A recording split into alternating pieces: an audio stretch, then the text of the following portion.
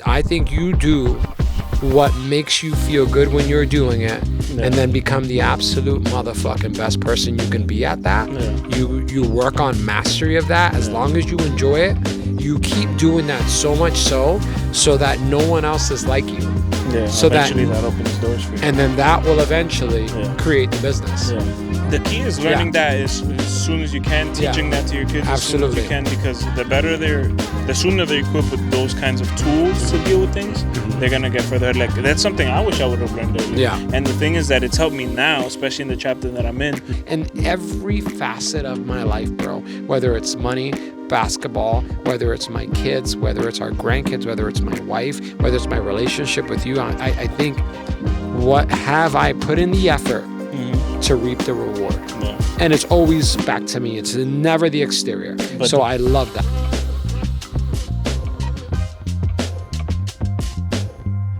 Today we don't have anything really scripted. I was actually watching a podcast from Chris Williamson and Alex Hormozi. Shout out to them. I've been consuming a lot of Alex Hormozi content, especially because I feel like the advice, I showed you that video, but the advice he's been giving is very suited to the chapter I'm in right now. Like his early chapter of when he left his job, went to build a gym, kind of went against the grain. You know what I mean? I feel like that's kind of the step I'm on. So I've been getting a lot of insight from that. So with that being said, there's 3 topics or 3 like life lessons that they went over in one of their recent podcasts, and Charlie hasn't seen it yet. So I wanted to kind of clip those. I'm going to read them off, and we're kind of going to get your idea on what you think about them. Let's do it. First and foremost, how you doing? How you feeling? I'm good, brother. I feel really good. How's People your can't mindset see lately? it, but, well, listen, I'm wearing this sweater right now, and it's as you can tell, I'm probably a little bit overdressed because I'm holding on to the wintertime. I'm not ready. I'm a little bit nervous for the heat that's coming, but I know it's going to be good. No, mindset is good. Feeling like the momentum is kicking in. It's a little bit, and I don't mean like real deal momentum. I just feel like we're mid. The progress is happening. The ball is beginning to get its little rolling going on. Healthy. I've been hitting the gym hardcore this last week, bro. They've been kicking my ass on the basketball court, man. Today I almost got gangsta on it, man, because they did like a blindside screen on me as I'm running full court guarding somebody. I've been on the not the receiving end, but bro, you don't do that. The other side of that shit. Oh, I always feel bad because it's their team. It's your team's fault though, because they have to call it. You don't do that shit on a pickup basketball game, bro. Hey. And then a half court too. That made me feel like somebody had like a personal grudge at me. You think so? And it was one of those times where your neck moves a little bit and you feel the spasm. Bro, all of a sudden, all these cats I've been going to this gym for like a good 6 months now, and all they know me as being like the nice guy, and all of a sudden I was just like, what the fuck? That's fucking, like I got fired up, and then I just was like, all right, let's keep it going, let me chill. Not like I'm not the smallest guy on the court anyway, so. All right, man. Let's get right into it. For the sake of time, the first statement, a life lesson that Chris Williams says is, people want to find their passion, but you don't find it, you create it. And you create it by getting good at something. And you get good at stuff by starting something you suck at. Then you get good, then you like it. Then people ask you, how did you find your passion? And the answer is, obviously, you start when you suck and don't give up.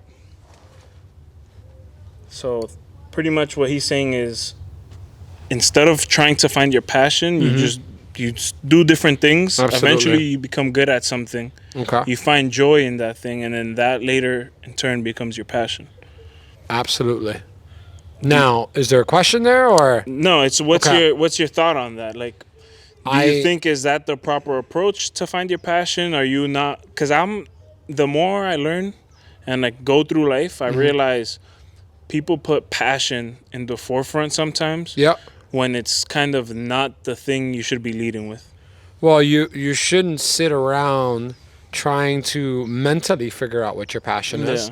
That'll appear once you peel back the onion. Right? I think that there's some unique people in this world that are born musicians. Yeah. You know, some of those special people that immediately their passion shows up. Yeah. That's one thing. But that's a thing of luck. Correct. Now, the idea that the average Joe, myself, you, the average person that's out there right now that has maybe heard other people say, find your passion, get your passion. The idea that that's something that you think is something you think about? Nah. It's like you got to dig in the dirt. Do you think passion and business have to go like side and side? No. I think you do what makes you feel good when you're doing it, and then become the absolute motherfucking best person you can be at that. You work on mastery of that. As long as you enjoy it, you keep doing that so much so that no one else is like you. So eventually that opens doors for you, and then that will eventually create the business. Because I think from my experience, right, I think I've heard that too many times, and I've also fed into the reality of, or the notion of, like, you should find your passion and turn that to your business, then you'll be happy. Work won't feel like work because you're doing what you love.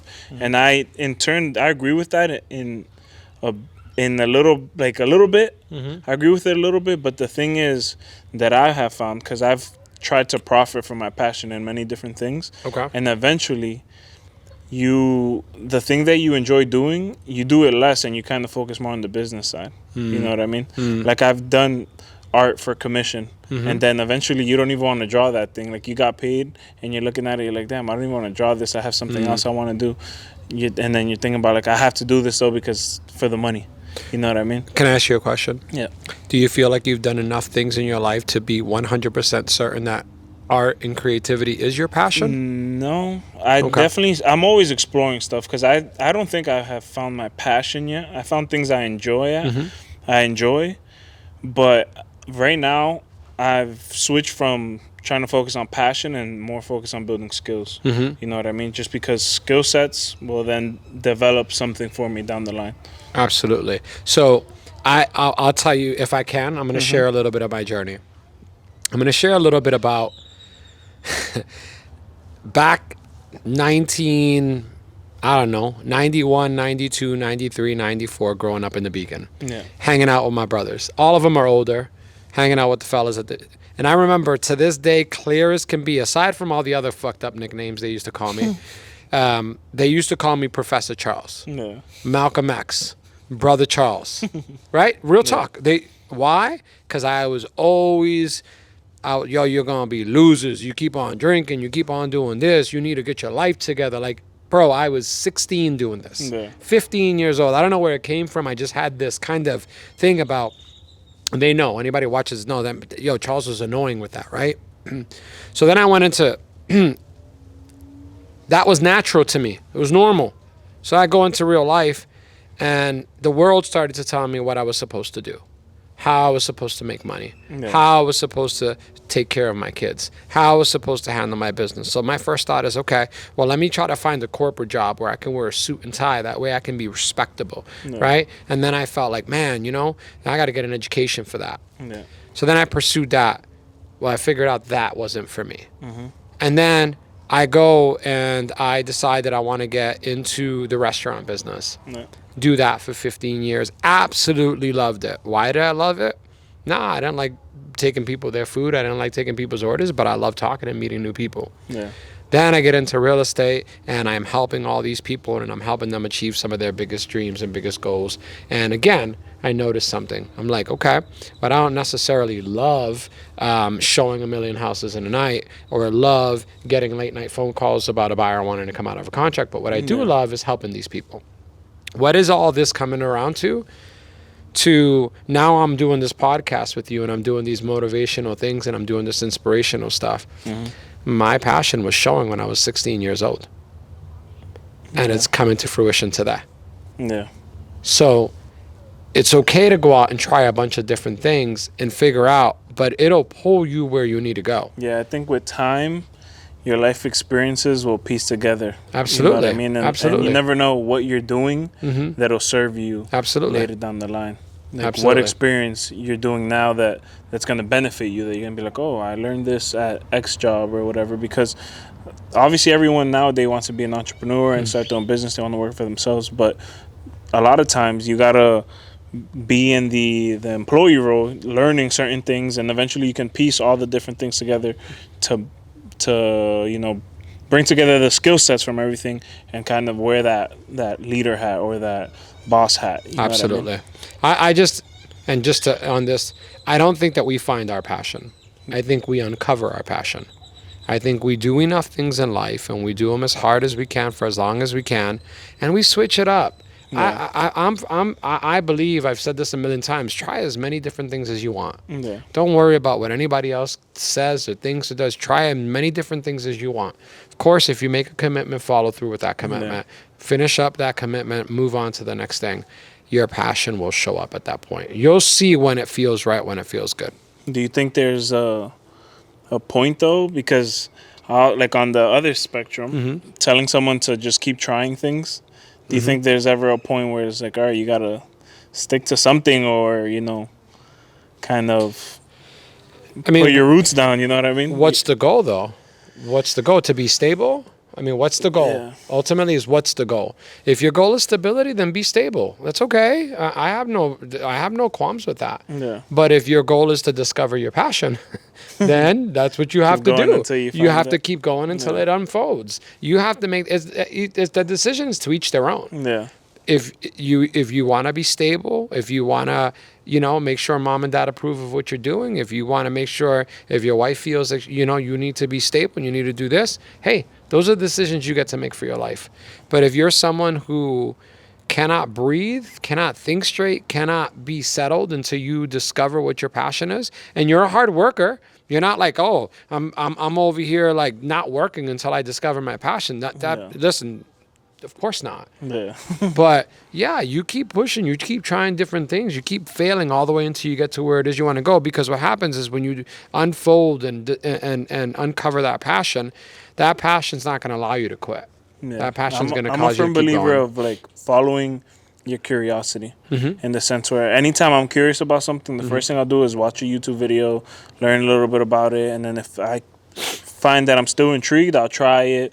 Whatever it is, you know what I mean? I've dabbled in a bunch of different things, but I've always felt like there's like, when I do that progression, eventually I, in turn, either pursue it and build a skill set, or like I learn something from it, and then I have that in my arsenal. Yeah. You know what I mean? But anytime I just try to dive into what I'm curious until I'm not. You know what I mean? Yeah, because the thing is, there's certain things in my life that have stayed around. The content creation, the art. Like I'm still designing and doing all of that stuff. I'm still creating videos. So those are things that I feel like I've discovered by trying, and then eventually I built the skill set. I got good at it. I kept enjoying. I kept looking to learn, and then I've just been going down the rabbit hole. That journey may end. I don't know, but until then, until I feel like I'm enjoying it and curious and wanting to learn more, I just keep going. There you go. Yeah. I'm for that. I think we have one opportunity to live this life, and whatever titles we end up gaining along the way should never supersede self. And I know that sounds selfish and arrogant on my end, but ultimately, how can you be there for anybody else if you can't be there for yourself? Yeah. So I see too many lost dreams in people's eyes, and too many because of, I don't know, it's fear. And it's understandable. I get it. Society has expectations for people. I respect it. Surround yourself with people who are going to be with you whether you're up or down, and just keep on pushing. For sure. Let's go into the second one. You can't wish for a strong character and an easy life. Each is the price for the other. What if what you're going through isn't hard, you're just sensitive? Thoughts on that? Well, you can wish for it. You just can't expect it. Yeah. Chances are you're not going to get an easy life to get what it is that you're trying to obtain. Reread that for me a second. I wanna put some thought into this. You can't wish for strong character and an easy life. Each is the price of the other. What if what you're going through isn't hard, you're just sensitive? So what are my thoughts on that? So yeah, so pretty much you're saying character comes from a hard life. Absolutely. You know what I mean? I agree with that. And a lot of times, what you're going through, you just haven't built the character to kind of face it or go through it. You know what I mean? Or you have the viewpoint of why me, instead of try me. You know what I mean? Absolutely. Yeah, no, so I've told you a bunch of times, sometimes with my negative self-talk, sometimes I'll say I'm just a bitch ass about that, or I'm sensitive about that. But being real and being respectful of the process, yes, the truth is that your character is built on some really difficult things that you go through in life. And anything that I have of value has come at a cost. Anything, and I don't mean materialistic, I mean my soul, my wisdom, who I've become. It came at a significant cost. There's been so many times that I've had individual conversations with myself starting at 7, 13, 17, 24, where I'm like, I will never allow that to happen to me again. I will never allow anybody to treat me that way again. I will never allow this. I'm going to set this boundary. I'm going to do this. I'm going to do that. I've always been that way. But those were significant loss. Those were heartbreak. Those were disappointment. Those were rejection. Those were abandonments. Those were all of those things. Now, why do I go into that? Because I think that, yes, we can be sensitive, but I think that's too easy of an answer. Yeah, you could be sensitive, but that's a weak point that we have, right? And it's a weak point because it's possible that you needed to have that weak point. For me, for example, I'll use this for an example. For me to have protected myself from being rejected, I had to protect myself by not putting myself in a situation to be rejected at a younger age, right? So if I don't make any noise, I don't put myself in a situation to be noticed, to be rejected, then you can't hurt me. You can't reject me. So I used a tool to protect me at that time. You used what tool? I used the tool of staying out of sight, getting out of the way, not asking the questions, not fighting the good fight. Because every time I fought the good fight, or every time I asked for the affection, or I asked for the love, or I asked for the knowledge, there was a constant rejection. Yeah. So, but I would say that in your case, that situation built you up because obviously maybe you should have, instead of kind of drawing back, push a little bit more or whatever, but that would have created trauma maybe, in when you were younger. But I will say that now, because you've gone through that, you've built tougher skin. Sure. You know what I mean? Sure, but there's always an imbalance. See what I'm saying? That's what I'm trying to say. There's an imbalance because my exterior is tough, and yes, I'll be like, bro, boundaries. You're not getting anywhere near me. I'm not letting that in my life. I've been good about that. You've seen that. I speak in a way where it's like, yeah, it's cool. We're good. We're good. Yeah. Now, that being said, I don't put myself in a situation because of the possibility of rejection sometimes. So basically, building one strength created another weakness. Okay. Whereas had it been nurtured the right way, or had I interpreted it the right way mentally and have resolved it the right way, I wouldn't have created this weakness over here. So yes, it is a sensitivity. You see what I'm saying? Yeah. Like sometimes it's almost like, how is it? It's hard to say, but that's basically what I'm trying to say with it, is that yes, it is a sensitivity. I agree with that 100%. But I don't think it would be fair to anybody listening to this podcast who maybe is struggling with something like that to suggest that that's just a sensitivity. We don't know what they had to do to protect themselves or to get themselves to a certain point. Now, what I will say is this, is that my main objective in life is to get beyond that sensitivity. My main objective in life, that's what this is all about. That's what my self-development, that's what me getting on other levels about, is that I don't want to live out the rest of my life with having any fears. Yeah. I think it comes down to the shift of mindset, and I say that based on my experience, because I agree with what you're saying, where certain things can create a strong point, like they create a callus in one area, but it could in turn create a weakness or a deficient in the other side. But at the same time, what I see, especially going based on my recent experiences and even when I was younger, is that if I switch my mindset from thinking of like feeling like the victim of certain things, or being like, oh, this is hard, this sucks, or this I'm uncomfortable in this situation. Thinking about, okay, this is happening for a reason. Absolutely. I agree. How can I benefit from this? What is this teaching me? Because then I feel like that is what creates the balance on both sides. You know what I mean? Because, for example, let's say you say something and you get a lot of rebuttals, people push back, and you're like, damn, every time I say something, people are mean or they're harsh. You know what I mean? If you take it like that and feel like the victim of that, absolutely, you know what I mean? Then you're going to either become reserved or you're going to not want to talk to people or whatever the case is. But if you say, let me see what's going on, you start to dive deeper because you're like, this is happening for a reason. And you start to see, oh, I'm hanging with the wrong crowd. Yeah. Yeah. And you learn that early on, you know what I mean? But you won't learn that if you're not looking at it from both angles, you know what I mean? If you just play the victim to what's going on. So if you have that mindset of, okay, this is happening for a reason, let me get the best of the situation, I feel like that unlocks the capacity to extract a lesson. Absolutely. No, you know there's that is the science when it comes to overcoming fear, is by going at it head on. Yeah.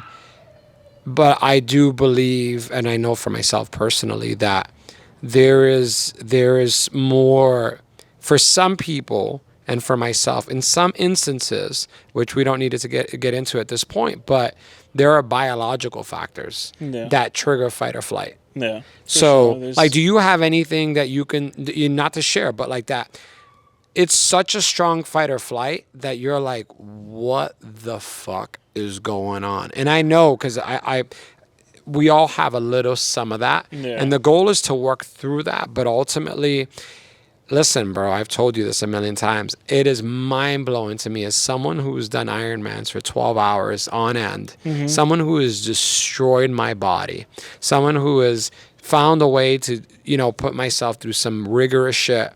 There is some silly things in my life that, bro, I'd rather go run 20 hours straight than deal with it. Yeah. Absolutely. Now, there's some unpacking to do with that, for sure. But that's where I'm trying to say with the statement that I want to be authentic and I want to be real with people. Yeah. And like you told me about Hormozi earlier, and that's the way that he said it, like it was his experience. So I can't sit here because I've done that research. I've read that psychology, and that is the right way. I even know that that's actually the right way. Yeah. But but the thing is, I feel like that now. It would have served you to have that before. Oh, when you're young, absolutely. So you can't do nothing about that. Yeah, for sure. So now you have to deal with what you're going through. You have to deal with that whole. You got to unpack that. You got to unpack it on for me, I got to unpack it on a higher level. The key is learning that as soon as you can, teaching that to your kids as soon as you can, because the sooner they're equipped with those kinds of tools to deal with things, they're gonna get further. Like that's something I wish I would have learned earlier. Yeah. And the thing is that it's helped me now, especially in the chapter that I'm in, because now when certain things are happening, that it may feel like a setback or it may feel like resistance or a roadblock. I'm just like, you know what? This is part of the journey. Yeah. This is gonna make a good story. Like, instead of, oh, was this the right decision? Damn, when is this gonna end? You know what I mean? Because it can go one of two ways. But every time, especially now that I think like that, I get through it way faster. And I'm like, you know what? This is part of the journey. Whatever, it is what it is. Like, it's not gonna break me. It's gonna make me. You know what I mean? So, and that's kind of what's, like you said earlier, like, oh, you seem like you're in a better headspace. Yeah. It's funny enough, I've been like taking in this content, but not just, and it goes back to the episode that you guys will see when we were here, that it's about choosing the right people that you watch. Absolutely. First of all. I have barely been on Instagram. I've been just consuming content, and not excessively either, but I've been intentional with what I consume, and I've also been actually taking notes and trying to apply it. You know what I mean? Because it's one thing to hear it, mental masturbation, okay, yeah, that was great, forget about it, go on, and then you find the same situation you were learning comes up and you just do the same old habit. You know what I mean? So because I'm actually applying certain things from people like Alex Hormozi, you know what I mean? That has been a game changer for me. Yeah, no, you've been taking action, and I think that's huge. Action always adjusts and fixes things. Yeah. It always does. And I'm by no stretch a psychologist in any way. I believe in that 100%. Yeah. You know, it's almost like when you go in to see the doctor and the doctor says, bro, take your ibuprofen, ice it, rest it, elevate it, do that, that'll heal it. But then there's another level. Like if it's broken, now that requires surgery. That requires stapling it back together. So that's the part, because I have to be my most authentic self. I have to be real. That for me, I do have some of those issues. You have some of the things that may be sprained or broken. 100%. And everybody does. Yeah, and any of the, like, anybody can, the realist, the realist real people out there can be like, oh, stop being a bitch. That's cool, to each their own. But ultimately, I know what I have to deal with, and I know where my strengths are, and I know where my weaknesses are. And even with my awareness of my weakness, I know it's something that has to be unpacked the right way, and in a way that, because for me, there's also that balance of like, what's a life worth living, right? And how much do you want to keep on poking the bear, and how much do you want to keep on agitating the wound, and how much do you want to keep on doing that? So there's two different ways on it, and I have accepted that the path forward for me is going to be to agitate that wound, to get in there and to fix it. But yeah, I want to honor and respect anybody out there who maybe doesn't have an answer for why the content isn't working for them, or why the content doesn't answer, or why they make an attempt to go take this advice and fix it, and for some reason they're still stuck, because they need to know that shit's real, and that some people do struggle with that kind of stuff. But 100%, I agree. Sometimes we're just fucking sensitive. All right, let's go to the last point that he makes. This one's a little longer, but this one's good. It definitely goes back onto a few things we talked about on previous episodes. Let's do it. If you haven't gotten what you want, then you're not worthy of it, period. And that's okay. Now, you can admit that you suck and improve. Better to know that you are bad for a season than pretend you are good for a lifetime. I like that. You're not making as much money as you want because you're not as good as you think you are. You're not struggling from imposter syndrome. You're a student and pretending to be a teacher. No student says that they feel like frauds when they are trying to learn. You're a fraud when you get up to teach the class when you've never done it. There's a lot to unpack That's in that a lot. statement. That's a lot. I agree with the very first Let's part start of with it. let's start with the first part. I like the first part. The first part I agree with. The second part, I'm about to come at it hot. But. So let's start with the first part. Okay, go ahead. It says, if you haven't gotten what you want, then you're not worthy of it, period. What's your thought on that? And when I think of this, I think about the manifestation, and I'm deserving, I'm worthy. And I don't like that. I don't like that, because we're all works in progress. And that's suggesting that we learn what. First off, we should be careful of how much, of how much we want, or the things that we want, but that's a whole other topic. But no, I think that we're works in progress, and so just because you don't have what you want doesn't mean you're not worthy of it. It just means that you, right in this moment, I guess maybe in that sense, right in the very moment, in that moment you're not worthy of it. But the thing is, fair enough. Your value to the marketplace is not sufficient. You don't have the skill sets. You haven't taken the action. But it's in anything. Yeah, that's now fair. that I think about, because it's like, let's talk about money, $1 million. Yeah. Am I worthy of it? If I was, I would have it. I mean, it wouldn't be in anything. We got to be careful. There are people that want children, and maybe there's there's like some medical, of that stuff. Of course. Yeah. And some things obviously you can't. It can't be a blanket listen, statement. but you said in anything I know. For a second, so I wanted to listen. Good We have to be careful with this kind of stuff, right? It can't be a blanket statement. It's not a blanket statement. It's not. In a lot of things. Yeah, I will say it is, because let's go with money for starters. If I was worthy of $1 million, I would have it. And it's not to say that I won't have it at some point, but I have to become someone. I'd listen. If there was a ransom fee for $1 million and I had it, I'd pay it. You're worthy of $1 million. So I don't think that's you're thinking that. like that. That's getting extreme. But listen, but attaining it. Okay, attaining it. No, I should have a medal for Iron Man. Yeah, you're worthy of it. Why? No, because you just haven't made the choice to do it. You haven't made the choice to commit to it, but I know you have it within you. You're choosing not to do it because it's not a priority in your life at this moment because of all the stuff you've got going on. But that doesn't make you not worthy. But I should be able to rock the medallion. And I mean, if that's weird, but but it's because I haven't earned it. No, that's you fair. haven't. You became the person that has got that level. Okay, yet. So then we can say you haven't earned it, you haven't achieved it, but the word worthy is powerful. The word worthy is very, very powerful. It suggests that you're not I'm capable of it. You know what my slogan is, right? You know what my main, especially for 2024. We are worthy of all that we are willing to work for. Yeah. I am worthy of all that I am willing to work for. So I'm already worthy so long as I'm willing to work for it. So in that sense, I fucking disagree with that statement on so many levels. I feel like it's a bit accurate.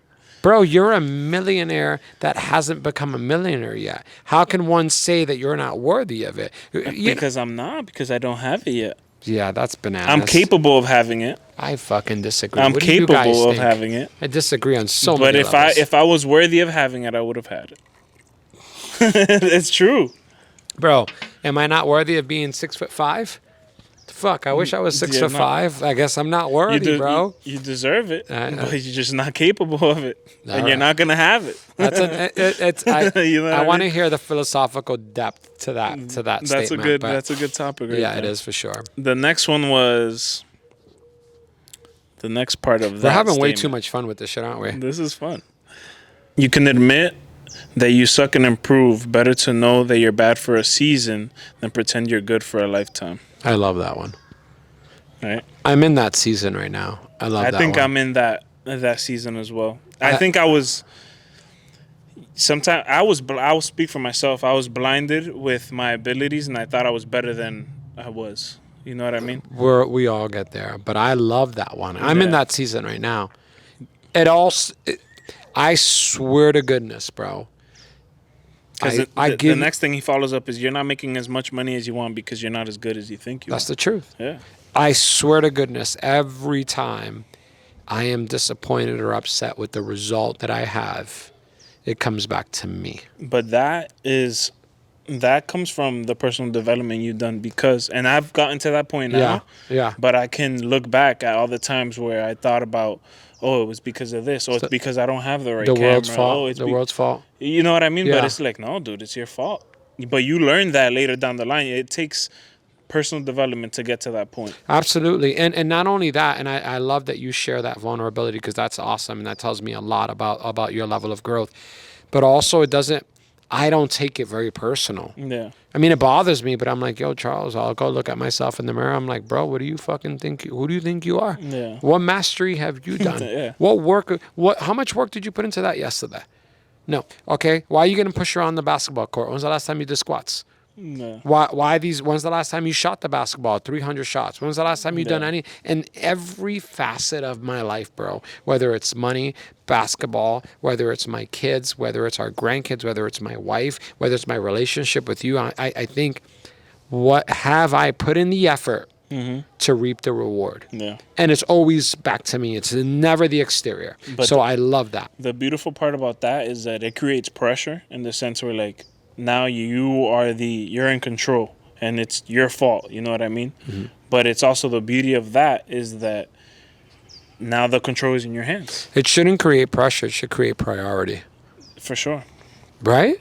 Like, it doesn't have to create pressure. Just prioritize it. Yeah. If it made you, if it means something to you, that is the whole point of action and consequence. That is the whole point of the feedback loop. Mm-hmm. Right? Oh, that didn't feel good. I didn't handle my business right there. That's not for you to go backtracking and blame it on the rest of the world or go backtracking and be fucking mad at yourself and self-pity. No, that's just a feedback loop letting you know, hey, by the way, homie, you got that result due to your lack of effort. Yeah. So you say, thank you, my bad, time is on my side, I'll make it better. Yeah, I'll work harder. Right? For sure. That's a good one. I like that one. Right. I like that one. That one was one that I heard and I was like, damn. That one hit home. Bro, I'll tell you, anybody out there, I promise you this. If you could find a way to take, and you know what this all is, right? It's accountability. Yeah. Just take accountability for yourself. For everything and anything. Every single thing. Everything. Bro, your girl's mad at you. Where did you fall short? Yeah. Where did you fall short? Because you can't control her emotions. Not in the incident, not in the moment. But So- what have you allowed to happen up to that point? Yeah. What boundaries did you set? Exactly. What kind of actions did you do in that moment? You didn't make enough money? You got to go back a week or 2 weeks. What did you do? Mm-hmm. Your life today is a result of your actions 3 months ago, 6 months ago. It's on us. It's on each individual. Yeah. Man, And that one too fires because, me up. That one fires me up. because when you realize that, you have a choice. You can say, I'm going to do something about it. Because the first step is you got to realize you're in control. Like, it was your fault, It's right? freedom. You know what I mean? But then you have the choice of saying, okay, I'm going to do something about it, and I'm going to put the work in, and I'm going to get a different result. Or you say, it's not that important to me. I'm not going to do nothing about it, and I'm going to let it go and move on to the next thing. Bro, You know what I I mean? agree completely. Because And it's like you said, like, I don't get mad. If I'm playing pickleball and I'm sucking and whatever the case is, you honestly, didn't practice. I'm like, I need more practice. I'm not that good. I haven't been dribbling the ball. I haven't been shooting. Yeah. But at the same time, I am not going to be an NBA player. Yeah, I that's do right. not want to be the best pickleball player. So I don't care. Bro, why do I then, take- I take everything I'm personal. Yeah, I'm having fun. You know what I mean? I'm competitive. Yeah, I want to yeah, win. yeah, I yeah. try to do the best Yeah. with the ability that I got. Yeah. But no way you're going to see me out here practicing dribbles and putting up 500 shots a day trying to be Curry. Like, I was thinking care. about getting like You a know what I mean? like a basketball net with the net. No, Like, no, yo, that's not where I know. I get know what I psycho mean? about shit like that, bro. I'm like, Like, I get it. I literally will I wake get up it. in the late 'Cause night and I've I'll be been there. like, Like, I'm gonna I'm show watching them. YouTube videos and like trying to perfect my shot, but it's just like, yo, come on, where's this gonna end? Yeah. Like, Oh man. nobody's picking me up. No, it's- that's- and you're ready for the Lakers. Like, The you know? moral of the story is be accountable for yourself, for your actions, and for your situation. You created it. You're a part of it, and that's just the bottom line. 100%. The next part of that statement, you're not struggling from imposter syndrome. You're a student pretending to be a teacher. No student says that they feel like frauds trying to learn. You're a fraud when you get up to teach the class when you've never done it. I can't. I'm trying. You're not struggling from imposter syndrome. You're a student trying to pretend to be a teacher. Yep.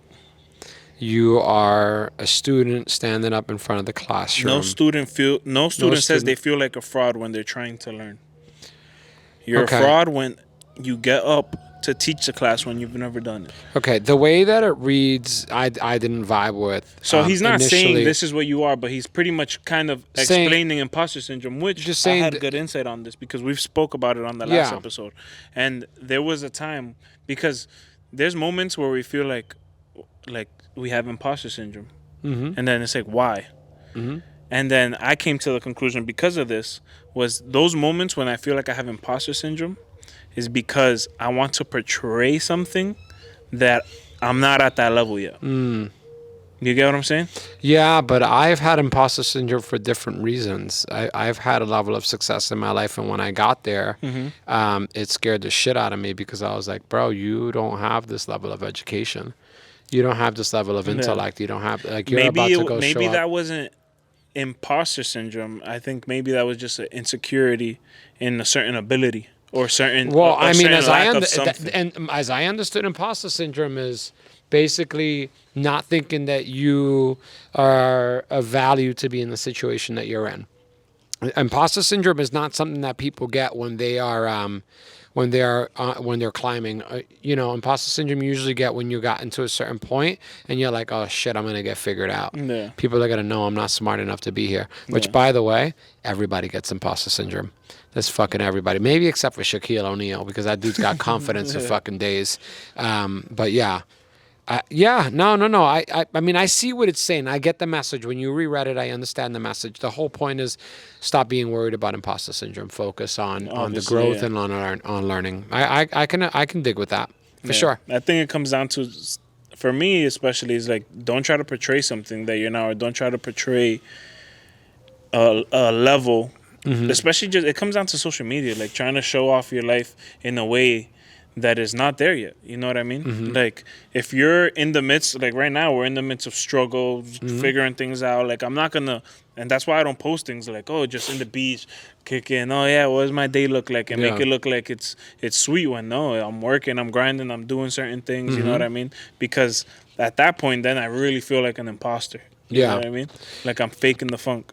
Yeah, no, I think there's a little bit more to the whole topic of imposter syndrome, and we can definitely cover that at some point. I've been in it deep. I think a lot from the people that I've experienced imposter syndrome with. It comes down to, I'll give you an example. Let's say I sell 200 homes in the year, right? That's just an example. I haven't done that. It's not yet. And I'm by far the best fucking realtor around. Like, there's nobody that can compete with me. But I've only sold, up to a $2 million house. And then somebody calls me to sell a $10 million house. That's where the imposter syndrome comes in. Like, I've never sold a $10 million house. I don't know people that live in a $10 million house. I am not worthy of a $10 million house. You start to believe that you are not worthy or capable or smart enough to achieve that. It's like the girl that gets the raise to become the head newscaster. Yeah. She's been working for that her whole life. She has an image of what it takes to be that. And then then when she gets the opportunity, all of a sudden she looks back on all her resume and be like, nah, it can't be me. No way it could be me. So here's the thing about that. I get what you're saying. And in that situation, I believe, let's say like verbatim, we're going based on that. I believe that you can sell that house. But there's going to be two routes that you can take that is going to trigger the imposter syndrome. Because what happens is, if they ask, oh, I know that you haven't done this, how do you feel about selling this house? You know what I mean? And you're like, no, that's right up my alley. I've done this volume, this is the case. And you go in confident like that. You might feel a little bit like an imposter because you've never sold a $10 million house. You've done a lot of volume in the $2 million and under maybe, but you've never sold a $10 million house. You don't know what that entails. You may not have the clientele for that. You may have to hustle and do a little bit of work and stuff, and you will get it done. But you just lied and said that that's right up your alley, that you can get it done, which that's going to cause imposter syndrome because the reality is, if we're going, black and white, you've never done that before. You don't know what it takes to do that. You know what I mean? And I'm not saying don't do it, because the only way you're going to get that experience is by doing it. It's the same process. But if you say, hey, listen, I've never done a $10 million home, but I know for a fact that with my experience on all of these houses, I can get it done with my marketing in this way. I have people that have a $2 million house that are looking probably to get out of that and go to something bigger. The economy is going up. People are looking to upgrade. So I'm pretty sure I can find a network in my clientele. And then also in my office, I have a lot of people who've done that. So definitely when I do a broker's open, we should be able to sell this house. If you say that, from there on the process, you won't feel like an imposter. I think I'm curious to know your version of imposter syndrome. It feels like our versions are different. Imposter syndrome? Yeah, our versions. I think our versions are a little bit different. I think my at least with my experience with it, like that when I was feeling it heavily, and how I didn't learn about imposter syndrome until 3 or 4 years ago. We would have to, let's see what the actual definition for starters is. Yeah, it's the way you look at yourself, the way you perceive yourself. I don't think it's not an outwardly like you are projecting something that's not really you that causes it. It is an internal feeling of what you perceive your talent to be, your intellect to be. Is that fair? I think so this says imposter syndrome is the condition of feeling anxious and not experiencing success internally, despite being high performing in external, objective ways. The condition often results in people feeling like a fraud or phony and doubting their abilities. Yes, that's what it boils down to. It's not what you put out. It's never that you project like a bad, like oh, I'm worth this much. Nah, so it's more about doubting your ability, even when you have done it. Exactly. You're like, how the fuck? No, I'm gonna get figured out. Someone's gonna find out that I'm just a kid from the projects, and they're gonna be like, yo, this dude's supposed to sell my $500,000 house. That's imposter syndrome. It's like I said, like the news anchor who finally made it there and was like, ooh, I think I cut a few corners to get here. Yeah. So then, go back to what he said. It's kind of unrelated in the sense where, because I feel like when he was saying it was in the case of when you try to portray yourself at a level that you're correct. not. That's where I didn't think it kind of rolled with it, because when I'm like, reality is when it's an internal feeling. You feel like you're not good enough, even when you've been there, when you've done it. It's like, that's exactly what it is. And by the way, it's real. And a lot of people deal with it as you grow, as you start to move up. I feel like people who come from where we come from, they're always going to have it at some level because of where we came from. There's going to always be a moment where you're going to be like, look how far I've come. How did I get here? Like, dude, you're going to feel like you deserve it, but you're like, we grew up in a vacuum. In what sense? I think I'm using it the right way. They call it a vacuum. A vacuum is like a test. Not a test, but like a very isolated, independent, no comparable environment. Yeah. It's its own environment. Yeah.